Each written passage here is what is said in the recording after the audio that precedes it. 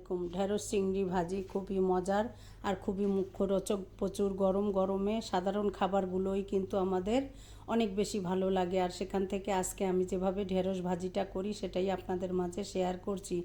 ভালো করে ধুয়ে পরিষ্কার করে পানি ঝরিয়ে ছোট ছোট টুকরো করে নিয়েছি। আর চুলায় একটা পাত্র বসিয়ে দিয়ে তেল দিয়ে দিয়েছি। সে পরিমাণ মতো তেল দিয়ে আমি এখানে 4 টেবিল চামচ পরিমাণ তেল দিয়ে এখানে হাফ কাপের একটু কম রসুন পেঁয়াজ কুচি দিয়ে একটু লাল হালকা বেরেস্তা করে নিয়ে এখানে ছোট চিংড়ি দিয়েছি।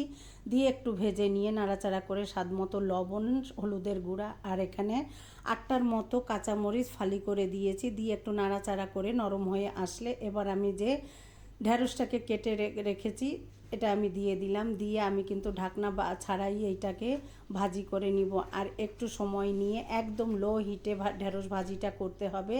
আর না হলে ঢাকনা দিলে কিন্তু ঢেঁড়স যেহেতু প্রচুর লালা থাকে, তাই এটা যদি খোলাভাবে ভাজি করা হয় তাহলে ভাজিটা খুব দ্রুত হয় আর খুব মজার হয়। এভাবে আমি একদম লো হিটে কিছু সময় নিয়ে ভাজিটা করে নিয়েছি।